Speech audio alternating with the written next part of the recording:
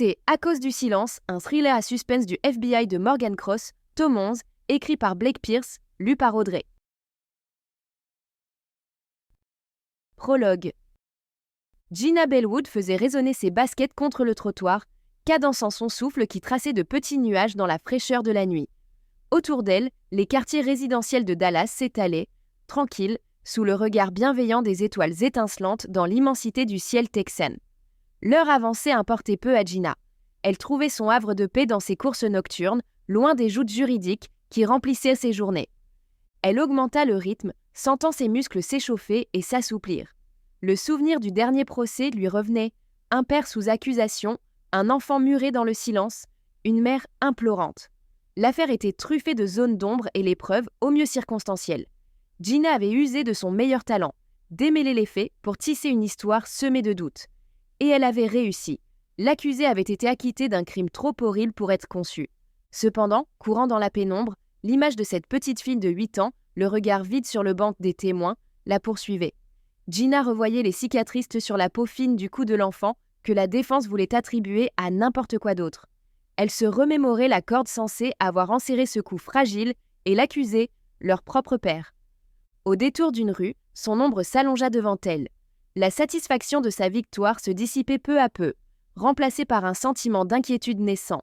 Le regard que l'avait lancé le père après l'annonce du verdict, un mélange de soulagement mais aussi une émotion indéfinissable, ne cessait de la troubler. Elle repensait aux assauts véhéments de la mère, aux démentis fermes du père et aux témoignages confus et terrifiés de leur fille.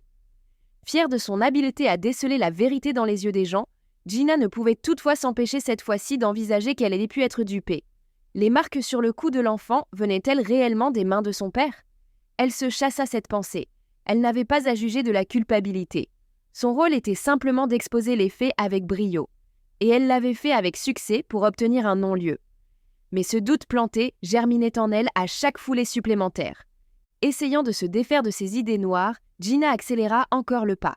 Elle tenta de se concentrer sur les battements réguliers de son cœur et sur l'air frais qui gonflait ses poumons, cherchant cette clarté que l'exercice lui procurait habituellement. Mais alors qu'elle tournait encore un coin de rue, un bruit inhabituel vint perturber sa solitude. Celui d'une autre paire de pas qui semblait suivre son rythme tout en se rapprochant lentement. Un coup d'œil derrière elle fit monter l'adrénaline, plus encore que ne l'aurait fait sa course effrénée.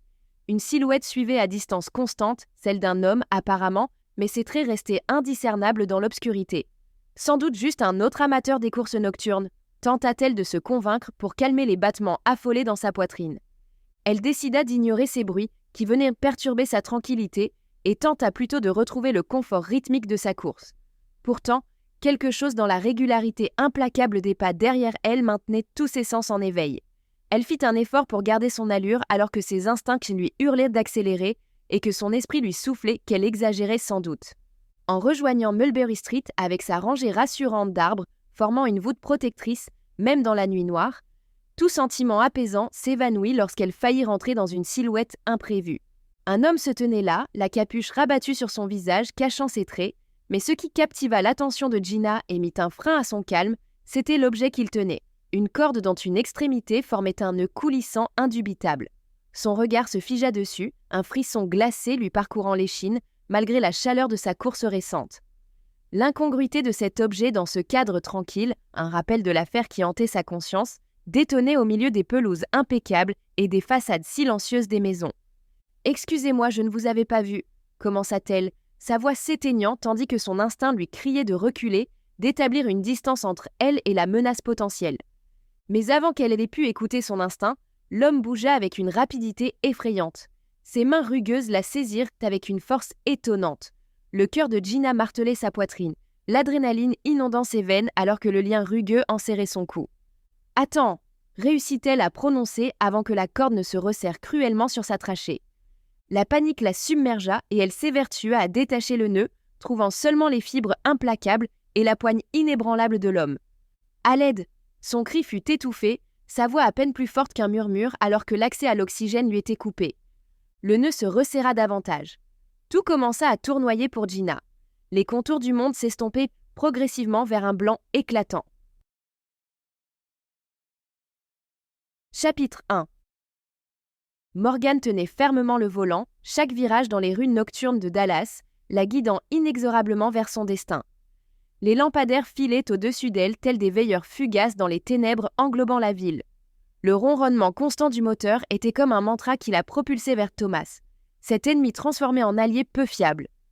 Elle n'avait rien dit à Derek sur cette escapade nocturne. La culpabilité la rongeait lorsqu'elle songeait qu'il était probablement encore lové dans les draps, ignorant paisiblement son absence. Ils avaient franchi un pas significatif la veille au soir, une ligne qu'elle avait longtemps refusé de dépasser. Mais tandis que les respirations apaisées de Derek rythmaient le silence nocturne, le bourdonnement insistant de son téléphone avait brisé leur moment d'intimité éphémère. La voix pressante mais cryptique de Thomas l'avait appelée hors du lit et dans l'obscurité. Le souvenir du contact de Derek contre elle restait vibrant en contraste avec le froid qui se glissait désormais par les aérations de sa voiture. Cette quête pour découvrir la vérité était un chemin qu'elle devait emprunter seule. Chaque mile parcouru la rapprochait des réponses qui lui avaient échappé depuis si longtemps. Les hommes qui l'avaient faussement accusée restaient tapis dans l'ombre, leur identité toujours pleine de mystères. Pourtant, leur motivation se clarifiait à chaque indice qu'elle recueillait avec peine. Tout ramenait inéluctablement à son père, Christopher Cross ou John Christopher, comme elle avait découvert être son vrai nom. L'ex-agent du FBI avait dissimulé des secrets suffisamment sombres pour obscurcir l'image insouciante qu'elle gardait de lui. Ses doigts se crispèrent davantage sur le volant en repensant aux moments partagés avec lui, les promenades en forêt, les éclats de rire résonnant près du chalet familial. Avait-il jamais révélé par son regard le fardeau de ses secrets? Ou avait-elle été aveuglée par une image trop idyllique pour voir la vérité? L'apprentissage de sa double vie avait ébranlé ses certitudes et l'avait poussée à douter profondément de cet homme qu'elle pensait connaître. Les cheveux sombres de Morgan flottaient alors qu'elle entrouvrait sa fenêtre pour accueillir une bouffée d'air frais qui clarifierait ses idées. Elle devait rester concentrée, prête à affronter les manigances que Thomas lui réservait. La route défilant devant elle semblait serpenter dans les entrailles sombres de Dallas. Elle conduisait avec la détermination d'une femme sur le point de démêler les fils d'un mensonge vieux d'une décennie. L'horloge néon du tableau-bord marquait inexorablement chaque minute écoulée, rythmant ses pulsations cardiaques intensives. Elle approchait maintenant, si terriblement proche des réponses longtemps insaisissables. Les pensées de Morgan tournoyaient, s'entrechoquant alors qu'elle tentait de se faire à la tragique erreur de son père. La mort de Mary Price, causée par lui. Un accident qui avait dégénéré en dissimulation inimaginable. La mère de Thomas. Cette idée la rongeait comme une plaie qui ne guérissait pas. Elle comprenait pourquoi les yeux de Thomas luisaient d'un tel venin, une haine née du chagrin. Mais ce n'était pas seulement son père qui avait enfoui la vérité. D'autres étaient tapis dans l'ombre, leurs identités floues, leurs mains toutes aussi maculées de sang. Elle aurait presque pu entendre la voix de son père, sentir sa présence à ses côtés, l'encourageant à creuser plus loin, à révéler la corruption cachée sous les apparences. Comprendre ses fautes pourrait-elle changer quoi que ce soit? Effacer les années perdues? Non, mais elle pourrait y trouver un semblant de paix, une chance de recoller les morceaux éparpillés de son existence brisée. Alors qu'elle approchait des carcasses industrielles du quartier des entrepôts, Morgan resserra sa concentration. Elle se gara près du bord de l'eau, dernière halte avant le précipice de la vérité. L'odeur âcre de saumure et de métal saturait l'air nocturne. Les vagues murmuraient des secrets dans un sifflement incessant, mais aucun n'était aussi lourd que ce qui l'attendait dans le froid glacial de l'entrepôt. « Marchais-je encore dans un piège ?» se demanda-t-elle, sa voix presque couverte par le clapotis des eaux. Mais aucune réponse ne vint. Sans rien à perdre, elle ne pouvait se permettre le luxe de la peur. Sa main trouva la poignée et avec une poussée décidée, elle s'élança dans la nuit. Le vent frais l'enveloppa, mais c'était surtout l'anticipation qui parcourait sa peau d'un frisson. Elle ne s'accordait pas l'hésitation confortable, ce privilège étant réservé à ceux qui avaient encore quelque chose à sauver. Dépossédée de tout sauf de sa volonté, elle marcha vers cet entrepôt menaçant dont la porte béante semblait prête à l'engloutir, ou peut-être à dévoiler enfin la vérité. Les échos des pas de Morgan claquèrent tard sur le béton tandis qu'elle avançait dans cet espace cavernicole. Les ombres trompèrent son regard, mais elle connaissait bien l'obscurité. Sa main reposait sur son arme, promesse pesante contre sa hanche. Un bruit, un mouvement dans les ténèbres devant elle. Son instinct s'éveilla instantanément et l'instant d'après, son pistolet était braqué sur la silhouette qui apparaissait. Thomas sortit des ombres, les mains levées en signe d'une reddition sarcastique. « Doucement, tigresse !» dit-il avec un sourire narquois au coin des lèvres. « On est alliés maintenant, souviens-toi. Les alliés ne kidnappent pas le chien des autres, répondit-elle fermement malgré l'adrénaline qui pulsait en elle. Sa présence, un spectre du passé autant que du présent, crispait sa mâchoire. « Ah mais il partage de bien des secrets », rétorqua Thomas, ses yeux brillant d'un plaisir malsain qu'elle avait appris à mépriser. Il fit un pas en avant et elle resserra son emprise sur son arme. « Pas bouger !» intima-t-elle d'une voix tranchante. Son cœur battait comme un tambour annonçant une bataille imminente. Thomas s'arrêta mais garda son sourire provocateur comme s'il n'était que d'anciens collègues se retrouvant après le travail. « Allons, agent Cross, tu n'es pas ici pour me tirer dessus, surtout que j'ai exactement ce que tu cherches. » Il avait raison. Ces mots détestables hésitèrent dans l'esprit de Morgane avant qu'elle abaisse progressivement son arme, leur méfiance mutuelle flottant entre eux, telle une entité palpable. « Parle, j'en ai assez de tes manigances, Thomas. »« Des manigances » fit-il en haussant les sourcils avec feinte surprise. « C'est fini les jeux, je te le jure, Morgane. » Sa promesse plana fragilement dans l'air comme une toile d'araignée sous le vent. Elle voulut croire en cette offre ténue d'espoir qui lui tendait vers les réponses tant convoitées. Mais la confiance était une denrée rare qu'elle avait appris à éconduire avec parcimonie. Alors, qui est derrière tout ça ? Qui m'a piégée et dans quel but ? Sa main restait non loin de son pistolet, prête à l'action à la moindre provocation. L'attitude de Thomas se fit plus douce, l'exubérance maniaque qui le caractérisait s'estompant sous le poids du moment. « Il est temps que tu connaisses toute l'histoire », déclara-t-il. Et pour une fois, Morgane crut percevoir une once de sincérité dans son regard. « Un nom, Thomas, j'ai besoin d'un nom. »« Richard Cordell », dit-il avec un mélange de révérence et de dégoût. Ce nom éveilla en Morgane l'écho d'un carillon distant dans un souvenir brumeux. Richard Cordell, elle le reconnaissait, un haut placé intouchable au bureau, dont le nom était murmuré avec respect et appréhension. Qu'il soit retraité ou non, Cordell demeurait une figure royale au FBI, un souverain dans un royaume d'ombre et de supercherie. « Il est en retraite, » répondit-elle. « Il doit approcher des 70 ans maintenant. »« La retraite n'est qu'un écran de fumée, » rétorqua Thomas en se rapprochant. Sa voix aiguisée fendit le silence. Cordell continue de tirer les ficelles. « C'est lui le marionnettiste, Morgane. Ta vie n'était que l'une de ses pièces de théâtre. » La trahison piqua à nouveau Morgane, la blessure d'une injustice flamboyant plus que jamais. Être ainsi piégé et perdre 10 ans de sa vie derrière les barreaux n'était qu'une farce ourdie par un homme qu'elle aurait pu croiser dans une autre existence. Ton père n'était qu'un pion sur l'échiquier de Cordell quand il a abattu Mary Price.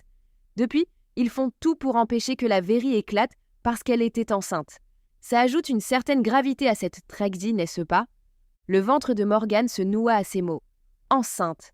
Une existence innocente fauchée avant même d'avoir pris son envol, une victime collatérale dans une lutte pour le pouvoir et la domination.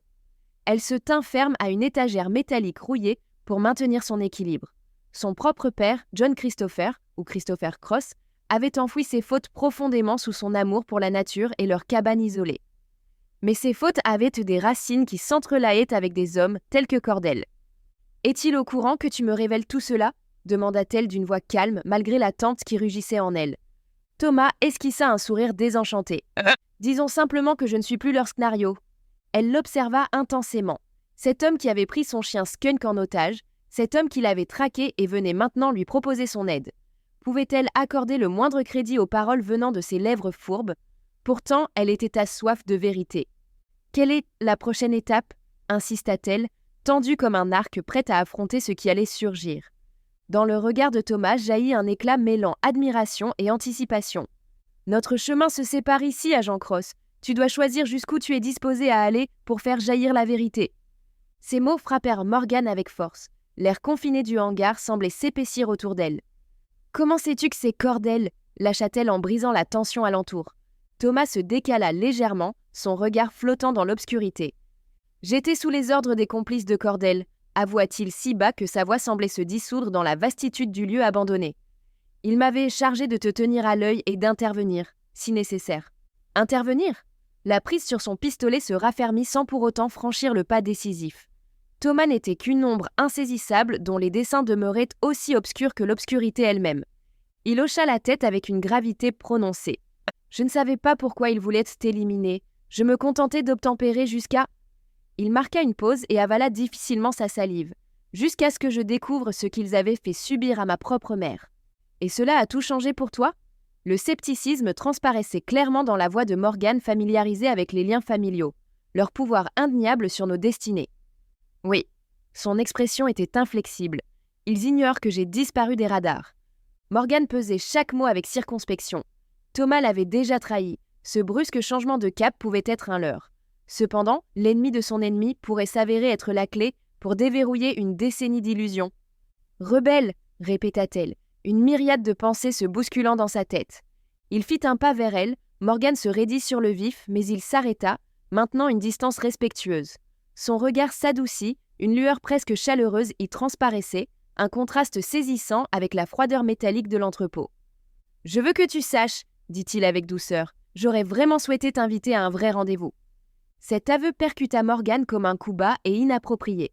L'indignation grondait en elle, telle une tempête prête à éclater.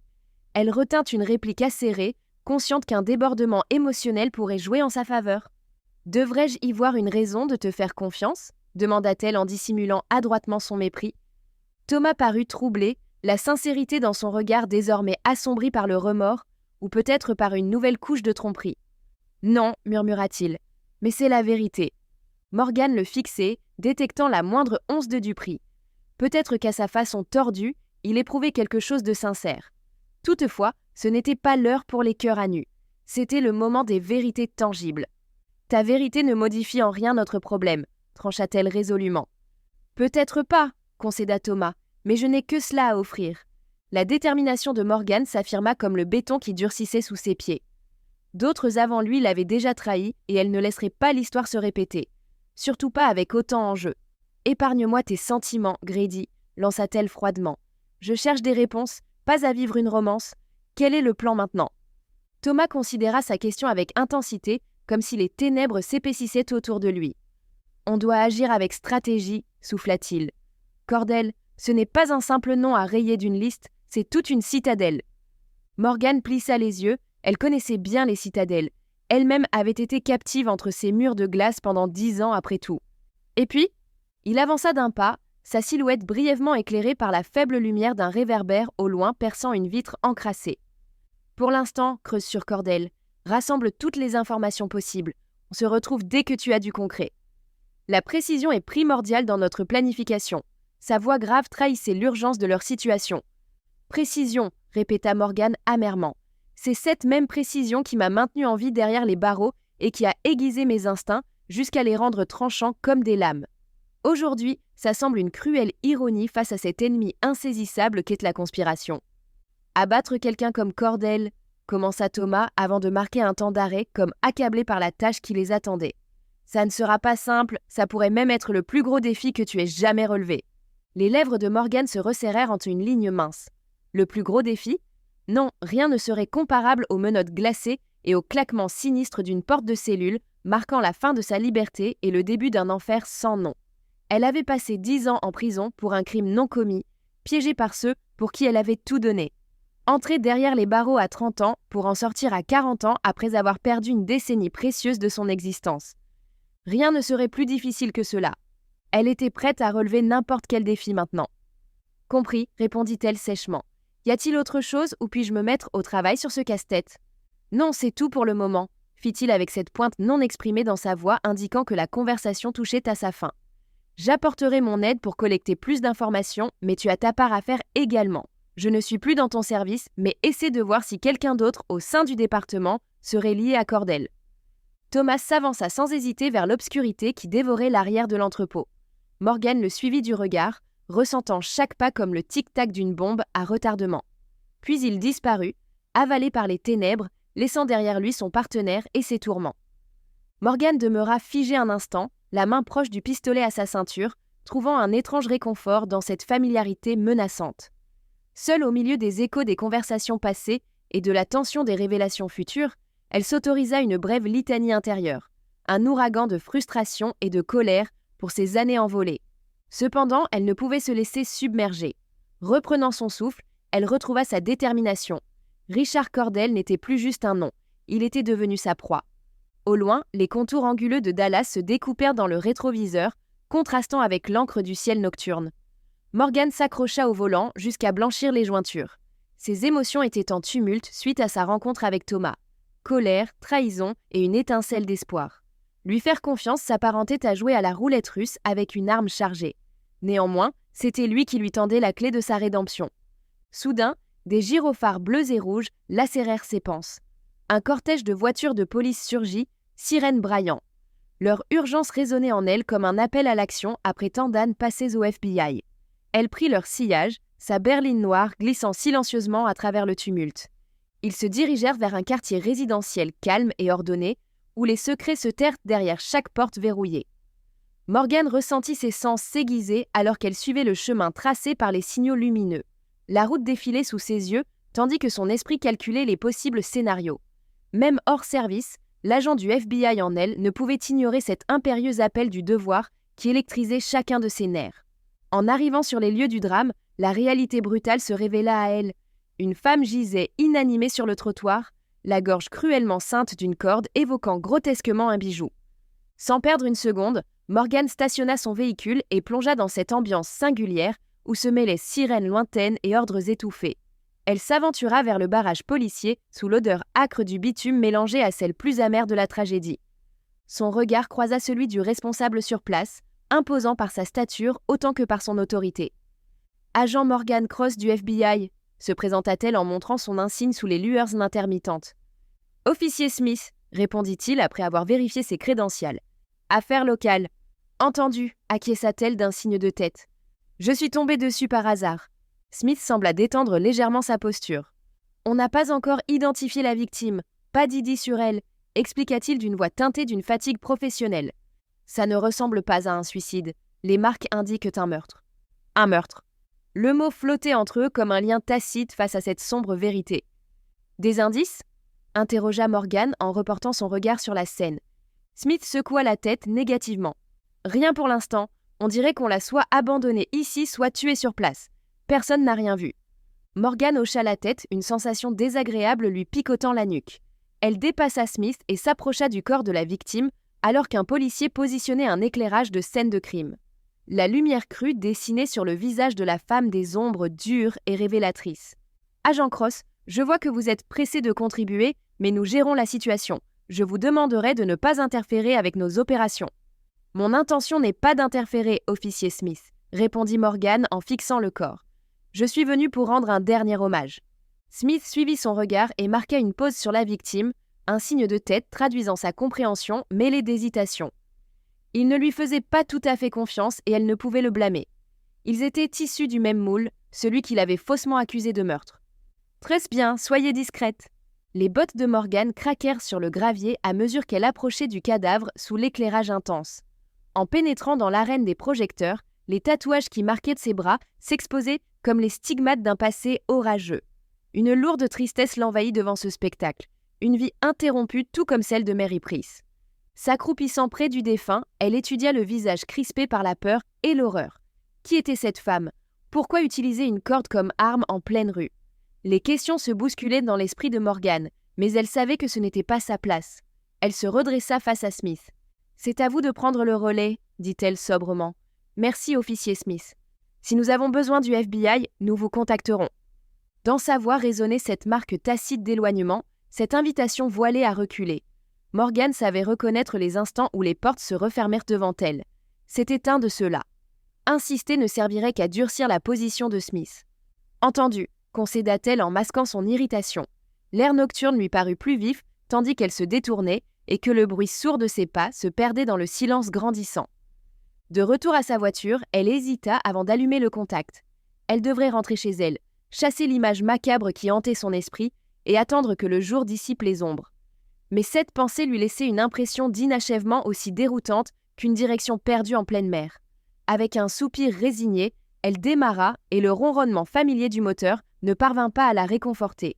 Les rues étaient presque vides alors qu'elle traversait la ville. Les pulsations urbaines semblaient étouffées par la nuit avancée. Les lampadaires clignotaient au-dessus d'elle, projetant des ombres allongées et distordues, telles des présages funestes.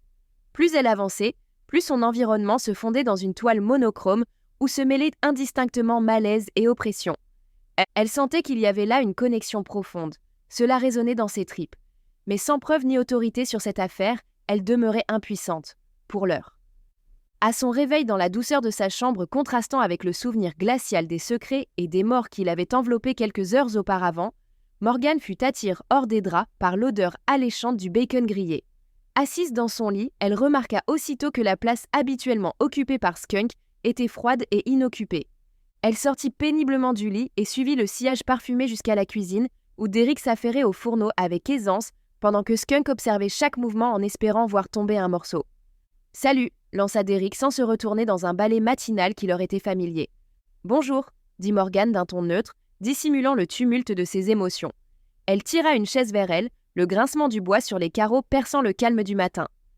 La journée s'annonçait ordinaire, pourtant les ombres de la nuit refusèrent de la quitter, accrochées à son esprit telles des toiles d'araignée tenaces. Derrick s'affairait au fourneau, ignorant son escapade nocturne. Elle choisit de lui en épargner les détails, du moins pour l'instant. Tandis qu'il se consacrait au petit déjeuner, elle ouvrit son ordinateur et se connecta avec une rapidité mécanique. L'écran affichait le rapport policier, sévère et formel, relatant les détails glaçants de la scène du crime découverte la veille. Gina Bellwood, avocate pénaliste de 29 ans, réduite à quelques lignes impersonnelles. La photographie ci-jointe captura l'attention de Morgane. Des cheveux blonds, un corps frêle et des yeux ayant autrefois brillé d'ambition se perdaient désormais dans le vide d'un au-delà impénétrable. La silhouette de Derrick s'étira sur le carrelage de la cuisine à mesure qu'il s'approchait d'elle. Elle n'avait pas besoin de lever les yeux pour reconnaître sa présence. Le tintement métallique d'une fourchette sur une assiette était aussi révélateur que la chaleur qui s'émanait de lui. « Ça va ?» L'inquiétude perçait dans la voix de Derrick, tranchant avec l'atmosphère pesante qui entourait Morgane. Elle lui cachait un secret crucial en omettant de mentionner sa rencontre avec Thomas. Elle ne pouvait plus se permettre de l'impliquer davantage.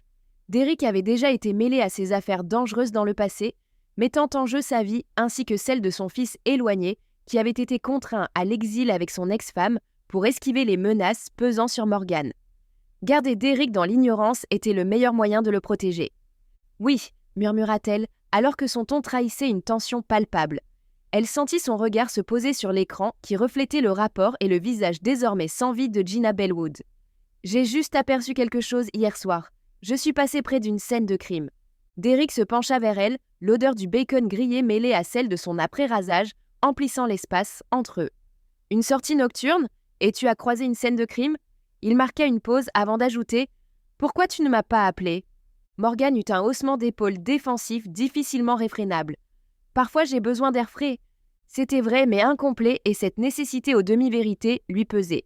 « Je comprends. » Derrick poussa un soupir en déposant devant elle une assiette garnie de bacon et d'œufs brouillés. Ce geste ordinaire contrastait fortement avec la sombre gravité des événements nocturnes. « Merci », répondit Morgane alors que son estomac s'était noué. Elle prit machinalement sa fourchette et entama les œufs, observant leur jaune fluide s'étaler sur la porcelaine blanche, une vision cruellement évocatrice des souvenirs macabres baignés par la lumière lunaire. Elle mâchait distraitement lorsque ses pensées revinrent à Gina Bellwood, gisant sur le trottoir. Cette image venant se superposer aux innombrables cas étudiés par le passé. Un sentiment persistant de déjà-vu l'intriguait. Y avait-il un fil conducteur entre ce meurtre et un dossier ancien, ou même un élément plus personnel ? « Que sais-tu exactement sur ce crime ?» demanda Derrick en s'asseyant auprès d'elle avec son propre plateau. Les informations étaient maigres sur place, commença-t-elle à expliquer. C'est tout récent. On dirait que quelqu'un a étranglé cette femme avec une corde nouée façon pendue. Derrick suspendit son geste vers la bouche et plongea son regard interrogateur dans celui de Morgane. « Mon Dieu, c'est brutal. »« Oui, » souffla Morgane avant de reprendre. Et voilà le rapport. Elle s'appelait Gina Bellwood et c'était une avocate renommée. Il y a quelque chose qui ne me laisse pas indifférente. Interrompue par ses propres réflexions, elle mit sa nourriture de côté, puis rouvrit son ordinateur portable pour fouiller les rapports policiers sous les mots-clés avocate pénaliste et homicide. En dessous du dossier concernant Gina apparaissait un autre cas remontant à une dizaine de jours plus tôt. Avec l'anxiété qui lui oppressait la poitrine et Derrick scrutant par-dessus son épaule, Morgane ouvrit le dossier et parcourut les... Nous espérons que vous avez apprécié cet aperçu. Pour continuer à écouter ce livre audio sur Google Play Livres, utilisez le lien dans la description de la vidéo.